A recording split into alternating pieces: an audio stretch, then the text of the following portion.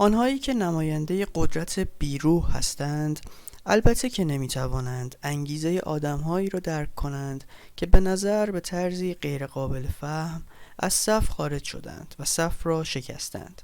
آنها گمان میبرند که این آدمها همان اهدافی را دارند که آنها در سر میپرورانند و اعمال این آدمها را چنین برای خودشان معنا میکنند که گویی از یک شیطان نامرئی پند گرفتند، که گویی دجالی تشنه قدرت در گوششان نجوا می کند. اما یک چیز هست که آنها به درستی درک می کنند.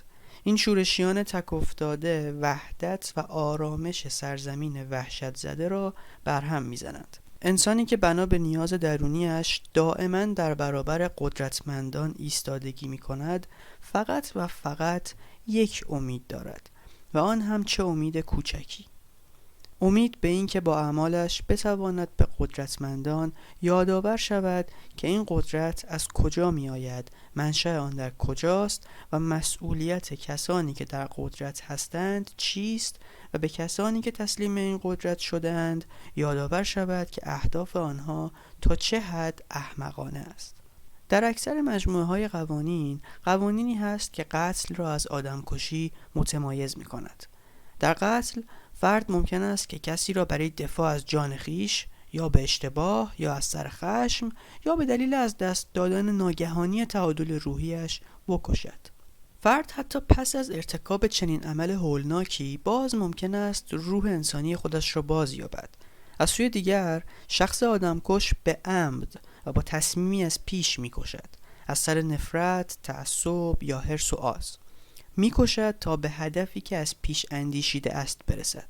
شخص آدمکش به عمد و اندیشیده از جاده بشریت پا بیرون گذاشته است و بازگشتش به جاده‌ای که عامدانه ترکش گفته است بی نهایت دشوار است.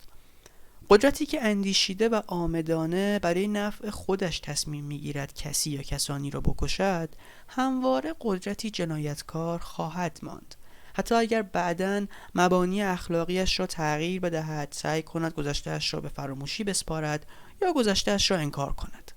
قدرت جنایتکار خطری برای کل جامعه بشری بوده، هست و خواهد بود.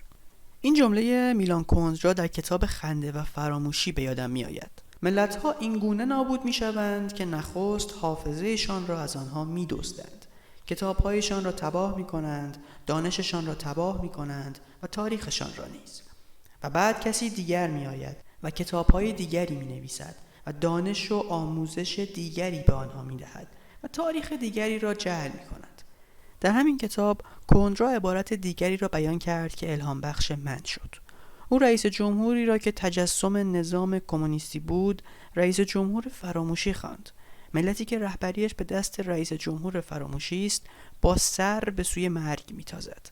و آنچه در مورد ملت ها مصداق دارد در مورد افراد هم، یعنی در مورد تک تک ما صادق است. اگر ما حافظه من را از دست بدهیم خودمان را از دست داده ایم. فراموشی یکی از نشانه های مرگ است. وقتی حافظه نداری دیگر اصلا انسان نیستی.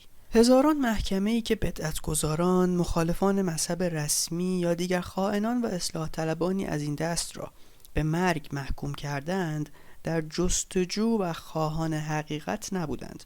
آنها هیچ تلاشی به خرج ندادند تا شرایط واقعی این محکومان را بفهمند. چه رسد به اینکه بخواهند به عدالت داوری کنند و این شرایط را بسنجند. آنها صرفاً در پی حمایت از ساختار قدرت موجود بودند و کسانی را که این ساختار انگشت روی آنها می‌گذاشت مجازات می‌کردند. آنها چنین اشخاصی را بیرحمانه مجازات می‌کردند تا درس عبرتی باشد و رعب و وحشت در دل هر کسی بیاندازد که به خودش جرأت می‌دهد افکار مستقل و ناهمخوان با ساختار قدرت را پی بگیرد. آنها پیش از آن که بدانند اصلا نزاع بر سر چیست، یا پیش از آن که حتی نگاهی به اسناد و مدارک یا چهره متهم بیاندازند، میدانستند که حکمشان چیست. قدرتمندان هرگز یا تقریبا هرگز نشأت گرفته از امتیازات بالاتر یا ارزش‌های روحی بالاتر یا به دلیل فهم بیشتر از حقیقت یا حکمت نبوده است، اگرچه قدرتمندان همیشه کوشیدند چنین ادعایی را مطرح کنند. قدرتمندان همیشه صرفاً ناشی از نیروی غالبشان بوده است، نیرویی که معمولاً مبتنی بر شمار نفوس تحت تسلطشان، قدرت سلاح‌هایشان و تواناییشان برای سازماندهی بوده است. ما آدم‌هایی که بسی بی قدرت هستیم چه می‌توانیم برای مهار آنها بکنیم؟ آنهایی که دیگر خودشان را از دسترس ما، از دسترس کلام ما، از دسترس دادخواست ما و از دسترس تهدیدات ما خارج کردند.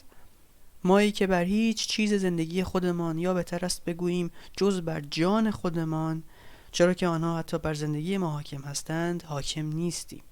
قدرت روح ندارد و اصلاً از همین بیروحی مایه میگیرد. قدرت بر این بیروحی استوار می شود و از آن نیرو می گیرد. بیروحی یارغار ترس است.